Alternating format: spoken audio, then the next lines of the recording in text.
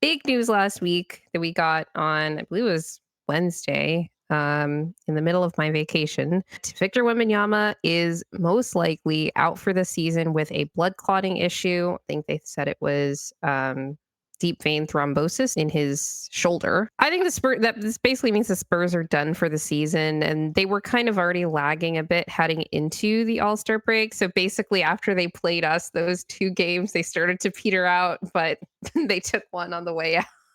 Took one off of us on the way out. I thought that was pretty unfortunate timing for Chris Paul, actually, who probably, it's literally right after the trade deadline, right after All-Star break, where they find this out. And he probably could have found a home on a contender to try another, round of ring chasing, but who knows what he would have wanted to do if given, that option. I know his contract, we talked about it over the off season. He's on I think just under $11 million a year. It's just in the MLE to have like the broadest range of teams that could have not even traded for him, but bought him out. So actually, since he could still be a buyout candidate this season, CT, do you think that Chris Paul will want to stay on the Spurs in their current form and just like keep playing with, he could stay with them and play with Wemby next year? Or do you think he will want to try to move himself to a contender within the next like couple weeks, basically during the buyout period? I think it's possible, especially now that Victor is out for the year. Because that seemed to be like his sole goal, was to try to help out, Victor and try to, ramp up his development, especially offensively. Now with him out, kind of defeats the purpose of why he joined the team. He wanted to get them to the playoffs. And, I know Fox is there now as well. So that kind of also, impedes that a little bit too. So yeah, more ball handling. Yeah, I wouldn't be surprised. And you've got like kind of a glut there with Fox, CP3, Castle, and Giselle. And Keldon Johnson is still on that team also. Yeah, I know Popovich is out too. So that was kind of another reason for Paul to go there too. So I wouldn't be surprised if he, wants to get a buyout. But I don't know. I would probably lean that he stays and just rides it out to the end. Yeah, it's interesting because I was mostly thinking about a trade scenario, but literally as I was, talking about it, I realized like, oh, I guess he could still just be bought out. And that actually makes it even easier for any other team to acquire him if they wanted somebody. I do think that it's also, we mentioned Fox and the kind of sudden glut that they have of ball handling and in particular kind of shot creation reps that kind of need to go around. And now Fox is on a team that is definitively worse than his previous squad, but it also presents an opportunity for him to grow some chemistry with the non-Wemby players on that team if he's going to be there more long term. With Wemby out, do you think it's going to be more difficult for the Spurs organization to evaluate the young players on this team and their long-term potential in this iteration of the squad with Vic, since he's obviously not going to be there? Or is it more about just evaluating them overall as players? And that's what they're going to try to do. But do you think that impedes their ability to, just get those, just be able to analyze the reps with Vic and that fit? Yeah, I think a little bit of both. Because I think individually you can kind of, gauge some of the guys that they have, and Vassell and Castle and Fox now in the mix as well. And Fox was, brought in to buy Wemby and play alongside him. And now he's kind of running the show himself. But I'd probably say a little bit of both. I think there's probably a large sample size already of Wemby playing alongside Vassell, and Castle this year is probably around 45 or so games around there, maybe a little more between those guys. So that's a decent sample. It's like half a season or close to it. So it's like, I would say probably they have enough evidence, but I think individually now is more of a time to see, what those guys can do. Yeah. Are these guys going to be like starting caliber guys, or maybe we'll keep them on the bench, or are they, going to be traded at some point? I'm really surprised that Keldon Johnson's still on that team, actually. I thought that they were going to trade him over the summer. So I'm surprised that they kept him through the deadline, even in the course of acquiring De'Aaron Fox, when you think about it. The Spurs are definitely going to continue to fall in the standings. They're 3-7 in their last 10. And I think last I checked, they're in a dogfight with the New Orleans Pelicans. I think we're down in that game, actually. We're recording this in the middle of some Tuesday night action. Another team in the West playoff race that is definitely going to benefit from this is the Golden State Warriors, who now have Jimmy Butler. They've gone, I believe it's 5-1 since they got Jimmy. What do you think is the highest you could see them finishing in the standings, given that they're 3 games above 500 now, sitting in the 9 seed? When they got Jimmy, I believe they were in the 11 seed, right? But the Suns have continued to fall. Obviously, the Spurs are falling. The Kings are now at least slightly worse without Fox. The teams above them are still pretty strong. So how much higher do you think the Warriors could actually climb in the standings? I think quite a bit. Just look at the standings now. They're a game below the Clippers. I'm not sure of the tiebreaker scenario with them, but I think the Warriors could probably, rise up to 6 at least, definitely get out of the play-in. I would be shocked if they could catch the Rockets, but it seems like they're kind of in free fall now as well. They are in serious free fall. Yeah, I have no idea what happened to them in the middle of January, but they just think Matt Moore he uses this phrase, all their pets' heads fell off. And like the whole thing, Definitely had a hot start to the year, I think, and kind of the Warriors tiebreaker situation with the Clippers is very bad because they are 0-3 against the Clippers this season. I mean, they could win it outright. They might not even tiebreaker. So, if they're playing like this still, I wouldn't be surprised if they get all the way up to the 6 seed. Their offense has been looking a lot better. Everyone's pointing out, like, hey, Steph can be like Steph Curry again when he doesn't have to do literally everything, which that's scary because I kind of was banking on Steph looking slightly washed to be able to hold that team down. But he has been looking spry. He's been able to spring loose a lot easier with some defensive attention going to literally anyone else on the floor. And in this case, it is Jimmy Butler. I see them as a bigger playoff threat against some of the other vulnerable teams in a playoff setting. I'm not really worried about the Warriors for the Nuggets. I mean, our defense sucks, so they're going to be able to score, but I'm not worried about being able to score on them. But I would worry if I were obviously if it was like a Houston Rockets, if it managed to be like a 4-5 Warriors Rockets, I think that's lights out for Houston because that's always been a bad matchup for them. Even when the Warriors were bad, for some reason, they always played Houston really well.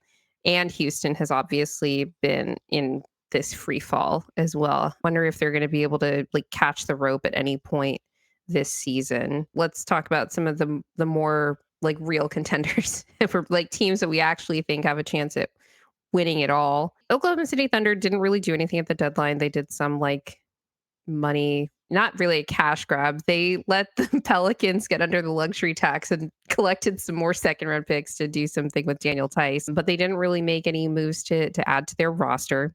But their big trade deadline acquisition was Chet Holmgren. Another big move that a lot of people were talking about at the deadline was the Cleveland Cavaliers acquiring DeAndre Hunter, trading Karis LeVert in the process to upgrade that basically backup wing spot. I wasn't sure if they were going to be starting Hunter or not. Seems like they really want to keep bringing him off the bench to improve their wing depth. But obviously they're in the Eastern Conference. I wanted to know which of those two things you think is going to end up being a more impactful acquisition, in quotes, because the Thunder already had Chet, but he's getting healthy and getting back on the floor, is going to be a bigger factor in the title race? I would say Chet. I was pretty vocal on Twitter about my DeAndre Hunter stance for the Nuggets.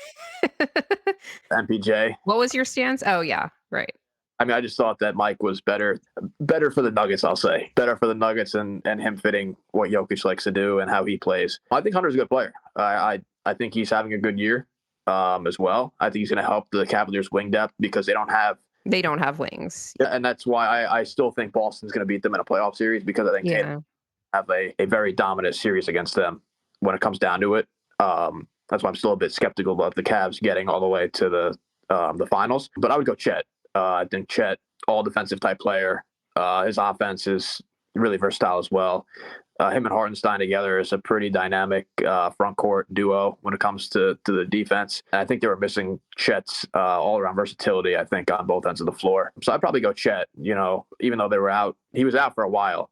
But when it comes to like a measuring stick of the moves, I would say Chet. I think just overall, obviously, he's a better player than Hunter. Yeah, substantially, right? And so the question is like, why even bring up that comparison? And I think the answer is still Chet, but I think it's worth it to consider what it means for Cleveland to just have another wing, a two-way wing, frankly, because they don't really have another two-way wing. You have Dean Wade, who's kind of like a Christian Brown type for them.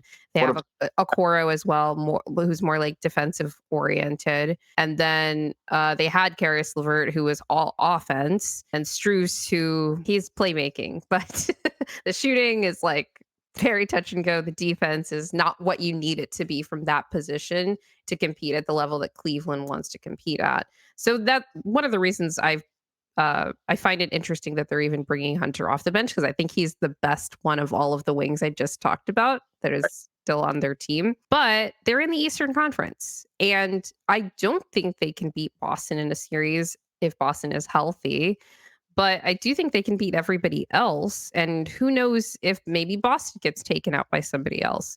Whereas with the Thunder, I do think that without Chet, they were substantially more vulnerable in a playoff setting. But I don't know that bringing Chet back solves the bulk of the very few issues, let's say, that they actually have in terms of vulnerabilities in a playoff setting. Whereas I think Hunter addresses about 50% of what Cleveland needed. The other 50% would be like Darius Garland needs to play better against teams like the Celtics than he does, because he's the key to that team.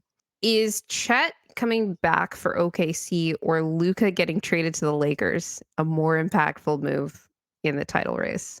I mean, if we're talking player for player, I mean, Luka's obviously, way better. I'll say in the 2025 title race, though. Oh, the 25 title race. Okay, now I would go Chet. If we're talking about if we're talking a year from now, I would probably say Luka. Just because then really, you think OKC is not going to be like this good again next year, or you think the Lakers will just be better? I do. I think the Lakers will be a lot better. I'm not like higher than most on the Lakers. I think they're a pretty flawed team still. And Chet obviously is a major cog in what OKC is doing. But I think just having a player like Luka, I think that just elevates them pretty high. And again, I think with LeBron, if he's going to be retiring next year, like close to it, then that's when could the Lakers land somebody else? I mean, it's also a question of uncertainty as well. Of who else could join the Knicks in LA if LeBron or if he's gone, from the team. But now that I think about it, I'll probably go Chet for now. I mean, I thought you were saying that you think that the new look Lakers could beat OKC in a series. I think they have a chance. Really? I think they have a chance.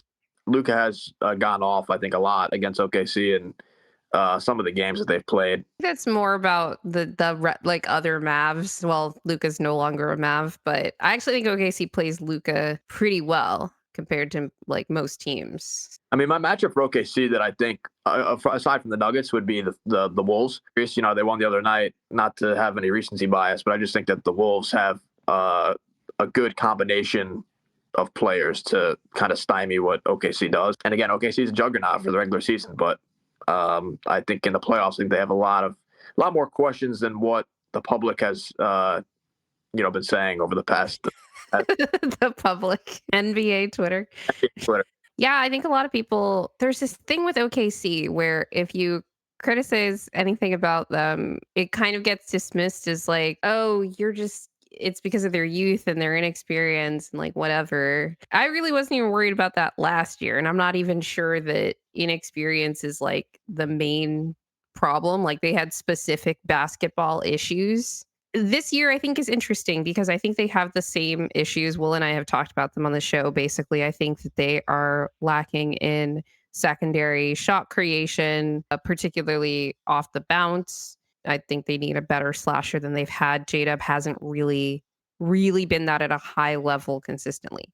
However, what they did over the summer was lean into their strengths. They got even better defensively. They got guys that could help them generate even more steals, to the point where it might not matter that they don't have, that other stuff on offense to act as a complement to Shea, because when your defense is that good, it takes a hell of a lot of pressure off of your offense to the point where you can win games, incredibly ugly games. And it feels like they can make games really ugly for everybody. And you might not even be able to make it ugly for them because Shea, is having a banner year. It's the reason that he's leading in the MVP race right now.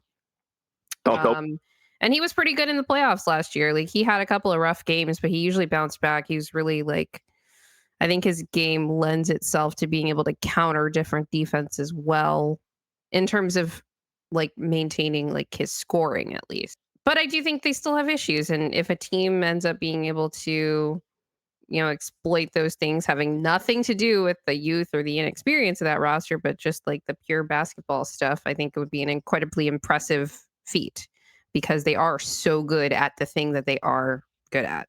CT, you are a big fan of the New York Knicks, are you not? Since I'm from the area, I will say that I am. You'll cop to it. Can't back off now. I am a Nuggets fan first and foremost, but my East team would be the Knicks, I'll say. Yes. Why didn't the Knicks do anything at the trade deadline? Because it seems like we've been talking about the Nuggets depth all year long, but the Knicks seem to have an even bigger depth issue, and it shows even more apparently in the minutes charts for their starters. And all they did at the deadline, I believe, was trade Jericho Sims to the Bucks. Why didn't they do anything at the deadline? And what would you have liked to see them acquire? What kind of player do you think they could have used to help kind of spark them a little bit? Because they've been kind of in a little bit of a mini slump as well. Yeah, I mean, I think for me, I'd like the Cat trade for them. I think that he's been a really dynamic player on offense, and defensively he's had to play a lot of center because Mitchell Robinson's been out. So he's been a bit exposed on that end of the floor. They don't really have a capable big that you can play alongside him. Like in Minnesota, he was playing with, Nas Reed. He was playing with Rudy Gobert. He was able to kind of hide a bit. Even the perimeter defenders were way better in Minnesota than in New York. And I think for me, the big move, and a lot of my friends say the same thing, the move that really sunk them, I think, was the Bridges trade. That was the move where they really expanded all of their assets, or most, I'll say. What was it, 4 first-round picks? 5 first-round picks to go to the Nets. And pick swaps. Yep, so the Nets made out really well in that deal. And that was a move, obviously, that was driven by Brunson. I mean, there's no doubt about it that he had a say in the move for sure. And I just think that they really tried. It's pretty funny, too, because you see teams that really have a lot of excess assets to use, and they just go for that one move that they think is going to be the move, right? And the Knicks thought that Bridges was the move to help them get over the top. And I just have thought that Bridges has been pretty overrated as a player since the Suns' finals run. Defensively, I think his defense has slipped dramatically over the past couple of years. I think on offense, he's, a second option. And I just don't think that's enough to win a title. Second is generous. Yeah. Third might be generous too. Yeah, with Cat, he's definitely down the pecking order for sure. Yeah. Defensively. So, but I just think as far as the move that you were going to make for the Knicks, that I like I said, I like the Karl Towns move. Thought it was a really good move. The Bridges trade, I just thought that was something where you had all these assets, right? And you went for that move. And I think it's kind of sinking them at the moment. To your point about Cat at center, yesterday, I believe it was, Hibbs had a post-game press conference basically expounding on the fact that they were, quote, without their starting center for over 50 games. Pretty much acknowledging that, if he had Mitchell Robinson, Cat would not be the one playing 5. Cat would be on the floor probably, but he sees Cat as more of a 4 than a center. The defensive numbers kind of tell the tale there. He continues to be one of the worst rim protectors in the league. It doesn't help that the POA is not great on that Knicks team outside of OG Anunoby. It's just not something that Mikal has been able to do, fight over a screen. It's funny because it feels like the Knicks are just Nuggets East. They're having a lot of the same problems that Denver has been facing this season, just looks a little bit different, and they happen to not have the best player in the world. The last big move that I kind of have to get your thoughts on here. We alluded to it a little bit with the Lakers trade, but do you think that Rob Pelinka should win Executive of the Year for fleecing Nico Harrison in that deal? No, he got gift wrapped. There was some collusion going on that we don't know about. It's insane. And it's like, look, Luka, he was coming back from injury. He was struggling for most of the first few games that he's played with the Lakers. Of course, he has his get right game against the Nuggets because our defense is what it is right now. You know, watching that game, I was like, oh, okay. This is finally when everybody drops the whole act of like, maybe Nico was right about Luka. He's an incredible player. And yeah, now the Lakers have him. And I just kind of harkening back to our previous conversation about how important the Luka acquisition could be to this year's title race. I'm not ready to waver yet on my stance that I don't really see the Lakers as true contenders this season, which, well, what does that say about the Nuggets if they got blown out by the Lakers? Well, the Nuggets played like shit in that game, but they did look really good.